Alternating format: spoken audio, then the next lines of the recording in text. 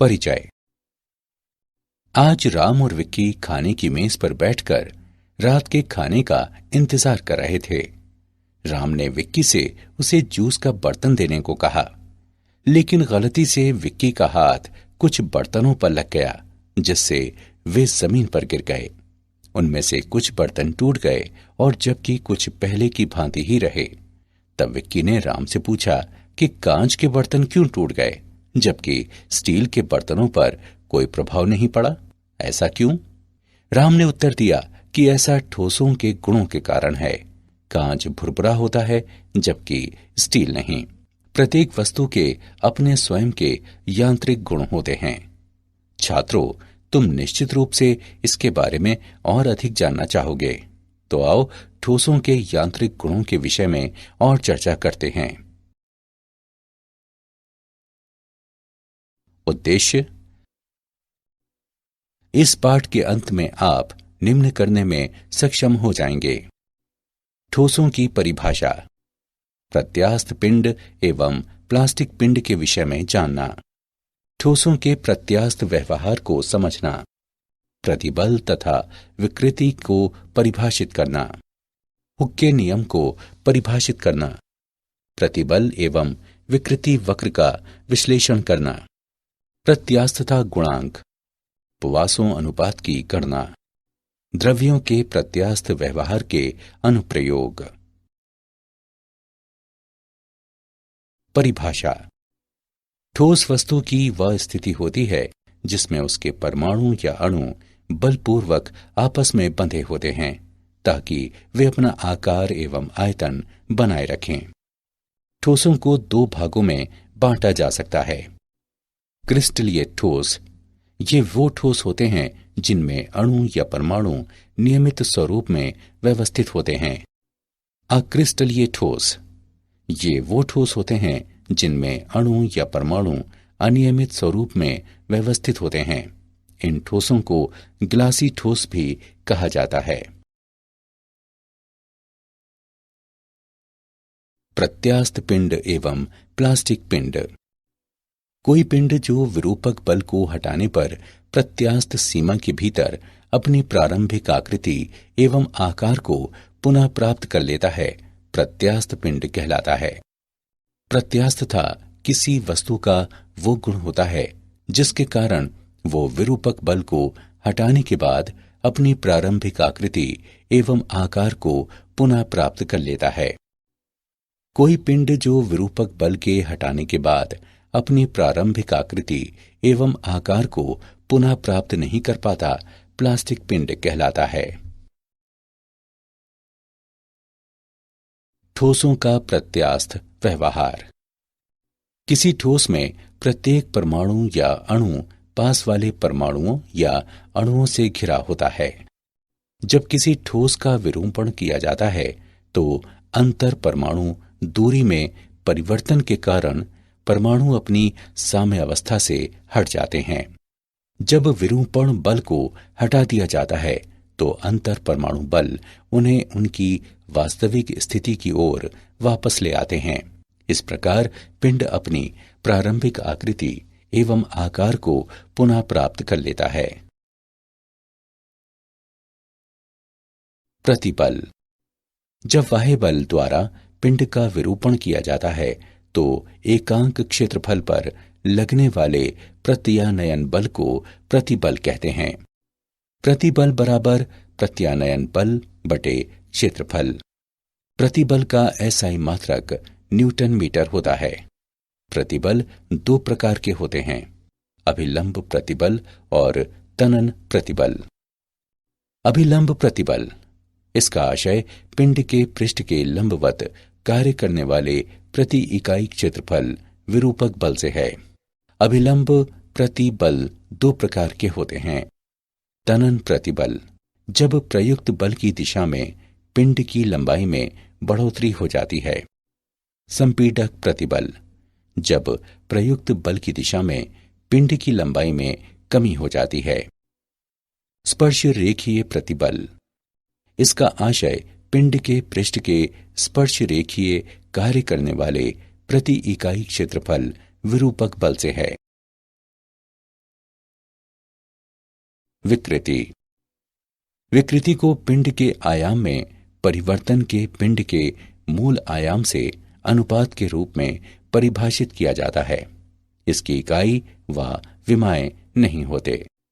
ये 3 प्रकार की होती है: अनुदैर्ध्य विकृति, आयतन विकृति तथा अपरूपण विकृति। अनुदैर्ध्य विकृति, इसे किसी विरूपक बल के प्रयुक्त किए जाने पर मूल लंबाई से लंबाई में बढ़ोतरी के अनुपात के रूप में परिभाषित किया जाता है। अनुदैर्ध्य विकृति बराबर डेल्टा एल बटे एल। आयतन विकृति, इसे किसी विरूपक बल के प्रयुक्त किए जाने पर मूल आयतन से आयतन में परिवर्तन के अनुपात के रूप में परिभाषित किया जाता है। आयतन विकृति बराबर माइनस डेल्टा वी बटे वी। अपरूपण विकृति, इसे उस कोण के रूप में परिभाषित किया जाता है एक स्पर्श रेखीय विरूपक बल प्रयुक्त करने पर जिसके माध्यम से आरंभ में नियत फलक की अभिलंबवत रेखा मुड़ती है। हुक का नियम। हुक के नियम के अनुसार प्रत्यास्थता की सीमा में प्रतिबल विकृति के अनुक्रमानुपाती होता है। प्रतिबल बराबर स्थिरांक गुणे विकृति। स्थिरांक बराबर प्रतिबल बटे विकृति, जहां यह स्थिरांक प्रत्यास्थता गुणांक कहलाता है। हुक का नियम एक आनुभविक नियम है जो अधिकांश सामग्रियों के लिए मान्य पाया जाता है। प्रतिबल विकृति वक्र। ऊर्ध्व लटके हुए एक तार पर विचार करें। जब तार को भार युक्त किया जाता है तो एक प्रतिबल विकसित होता है। लोड करने पर तार की लंबाई बढ़ जाती है और इसलिए विकृति उत्पन्न हो जाती है। वक्र से हम नोट करते हैं कि जब विकृति छोटी होती है तो प्रतिबल विकृति के समानुपाती होता है। ये ओपी क्षेत्र में है जहां हुक के नियम का पालन किया जाता है। बिंदु P आनुपातिकता की सीमा कहलाता है। PE क्षेत्र में प्रतिबल विकृति के समानुपाती नहीं होता, बल्कि तार अभी भी अपनी मूल लंबाई प्राप्त कर लेता है जब तार पर से लोड हटा लिया जाता है। अतः बिंदु E प्रत्यास्थता सीमा कहलाता है। O से E तक का क्षेत्र तार की सामग्री के प्रत्यास्थ व्यवहार को प्रदर्शित करता है। क्षेत्र EA में विकृति प्रतिबल की तुलना में काफी अधिक तेजी से बढ़ती है। इस क्षेत्र में तनन बल हटा लिए जाने के बाद भी तार अपनी मूल लंबाई पुनर्प्राप्त नहीं कर पाता। A से आगे प्रतिबल में एक छोटी बढ़ोतरी करने पर भी विकृति में बड़ी मात्रा में बढ़ोतरी होती है। बिंदु P से आगे तनन बल हटा लिए जाने पर भी विकृति बढ़ती रहती है और C पर तार टूट जाता है। E से C तक का क्षेत्र तार की धातु के प्लास्टिक व्यवहार को दर्शाता है। प्रत्यास्थता गुणांक। प्रतिबल तथा विकृति के अनुपात को प्रत्यास्थता गुणांक कहते हैं। प्रत्यास्थता गुणांक 3 प्रकार के होते हैं: यंग गुणांक, अपरूपक गुणांक और आयतन गुणांक। यंग के गुणांक को अभिलंब प्रतिबल के अनुदैर्ध्य विकृति से अनुपात के रूप में परिभाषित किया जाता है। इसे y द्वारा निरूपित किया जाता है। y बराबर अभिलंब प्रतिबल बटे अनुदैर्ध्य विकृति बराबर F गुणे L बटे A गुणे डेल्टा L, जहां F बराबर वाह्य अभिलंब बल, डेल्टा L बराबर लंबाई में परिवर्तन, L बराबर मूल लंबाई। अपरूपण प्रतिबल का संगत अपरूपण विकृति से अनुपात सामग्री का अपरूपण गुणांक कहलाता है और इसे G से निरूपित किया जाता है। G बराबर F बटे A गुणे थीटा। यह अवलोकित किया गया है कि अपरूपण गुणांक सामान्यतः यंग के गुणांक से कम होता है। आयतन गुणांक को जलीय प्रतिबल के आयतन विकृति से अनुपात के रूप में परिभाषित किया जाता है और इसे K से निरूपित किया जाता है। K बराबर अभिलंब प्रतिबल बटे आयतन विकृति। K बराबर F बटे A बटे नेगेटिव डेल्टा V बटे V। आयतन गुणांक के व्युत्क्रम को संपीड्यता कहा जाता है। उदाहरण, चलिए प्रत्यास्थता गुणांक का एक उदाहरण देखते हैं। 7 सेंटीमीटर के एक रबर के घन की एक भुजा को स्थिर किया गया है, जबकि 200 केजी भार के बराबर एक स्पर्शरेखीय बल विपरीत फलक पर लगाया गया है। उत्पन्न अपरूपण विकृति तथा विकृत हुए फलक द्वारा तय की गई दूरी ज्ञात करें। रबर के लिए दिया गया दृढ़ता गुणांक 2 गुणे 10 की घात 7 डाइन प्रति सेंटीमीटर वर्ग है। आइए इसका हल देखें। दिए गए मान हैं L बराबर 7 सेंटीमीटर तथा F बराबर 200 किलोग्राम फोर्स। F के मान डाइन में परिवर्तित करने पर हम पाते हैं कि F बराबर 200 गुणे 1000 गुणे 981 डाइन, ईटा 2 गुणे 10 की घात 7 डाइन प्रति सेंटीमीटर वर्ग के रूप में व्यक्त है। हम जानते हैं कि घन के फलक का क्षेत्रफल A बराबर L वर्ग। L के मान उपरोक्त समीकरण में रखने पर हम पाते हैं कि A बराबर 7 गुणे 7 सेंटीमीटर वर्ग बराबर 49 सेंटीमीटर वर्ग। हम जानते हैं कि ईटा F बटे A थीटा के बराबर है। संगत मानों को रखते हुए हम थीटा के मान की गणना कर सकते हैं, जो बराबर 0.2 रेडियन है। अपरूपण विकृति डेल्टा L बटे L द्वारा व्यक्त है। डेल्टा L बराबर 7 गुणे 0.2 सेंटीमीटर है। गणना करने पर हम पाते हैं कि डेल्टा L का मान बराबर 1.4 सेंटीमीटर है। पॉइजन्स अनुपात। जब हम किसी तार को खींचते हैं तो ये लंबा लेकिन पतला हो जाता है। इसका अर्थ है कि इसकी लंबाई में बढ़ोतरी के साथ इसकी अनुप्रस्थ विमा में अवश्य कमी होती है। किसी दी गई सामग्री के लिए नियतांक पार्श्विक विकृति और अनुदैर्ध्य विकृति को पॉइजन्स अनुपात कहा जाता है।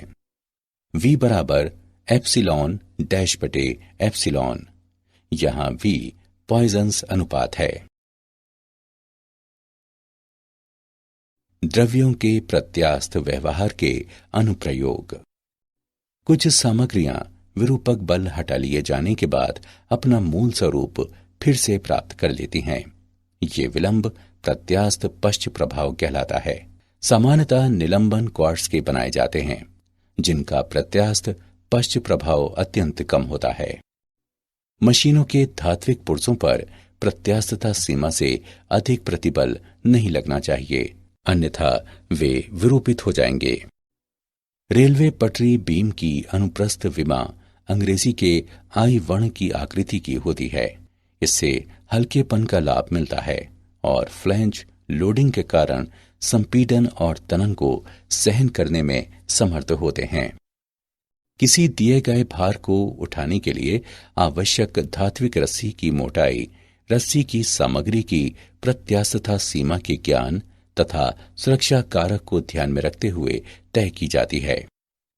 किसी सामग्री का उपयोग करते समय यह सुनिश्चित किया जाता है कि कार्यशील प्रतिबल सदैव इसके ब्रेकिंग प्रतिबल से अधिक हो।